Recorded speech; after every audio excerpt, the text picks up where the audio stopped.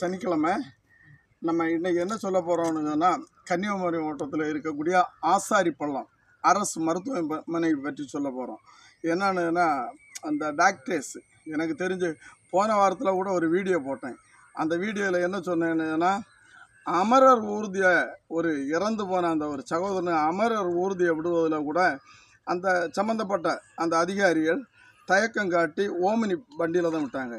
நேற்றைய தினம் அந்த பொன்மனை பேரூராட்சியில் இங்கே இருக்கக்கூடிய அரசு மருத்துவமனைக்கு பின்பக்கம் குலசேகரத்தில் இருக்கக்கூடிய செல்வராஜன் சொல்லக்கூடிய நபர், அவர் என்ன ஆகியிருக்காருன்னா, காலில் புண்ணு இருந்திருக்கு பாருங்கள். ஆசாரிப்பள்ளம் மருத்துவமனைக்கு தகப்பனும் மகனும் போகிறாங்க.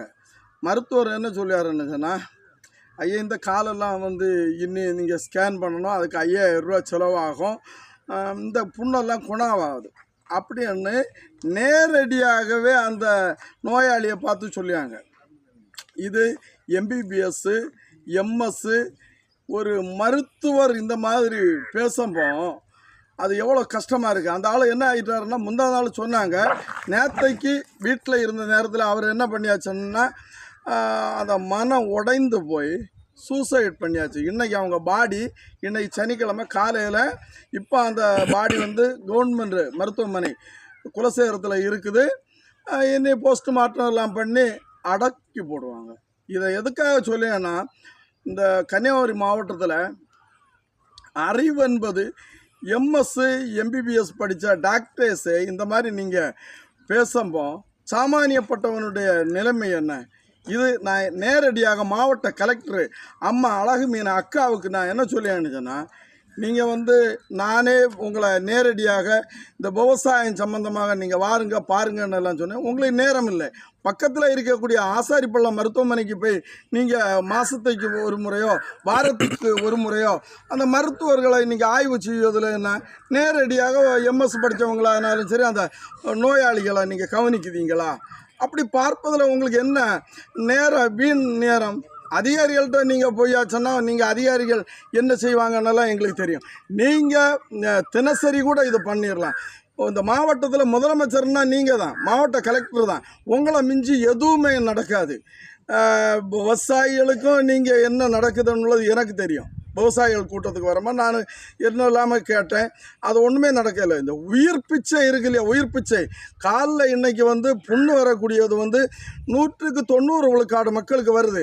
மருத்துவர்கள் ஆசாரி பள்ளத்தில் இருந்துட்டு இந்த மாதிரி பேசிகிட்டு இருந்தால் சூசைட் பண்ணி அந்த மனுஷன் இன்றைக்கி சனிக்கிழமை, இன்றைக்கி தான் நான் பேசிகிட்டு இருக்கக்கூடிய நாள் சனிக்கிழமை, அவனை இப்போ அடக்கம் பண்ணணும். அந்த மகனை என்கிட்ட எவ்வளோ சங்கடப்பட்டு சொன்னாங்க தெரியுமா? எனக்கு முன்ன வச்சே எனக்கு அப்பாவுக்கு கால் புண்ணு குணாதுன்னு மருத்துவர் சொல்லியார். அந்த ஆள் சூசைட் பண்ணார். இந்த மாவட்டத்தில் தான் நம்ம இருந்துகிட்ருக்கோம். கன்னியாகுமரி மாவட்டத்தில் தான் தமிழ்நாட்டில் இருந்துகிட்ருக்கோம். நானும் இந்த மாதிரிப்பட்ட அதிகாரிகளை இன்னும் நிற்கிறதில்ல. பசுமாடு ஒன்றும் அறியாத பசுமாடு இது 2 குட்டி போட்டிருக்குது. பார்த்துக்கிடுங்க. நான் நிற்கக்கூடிய இடம் ஒரு விதம். இன்றைக்கி என்னை பொறுத்த மட்டும் நீங்கள் படித்தவர்கள் அறிவுள்ள மாவட்டம்னெல்லாம் சொல்லுதோம்.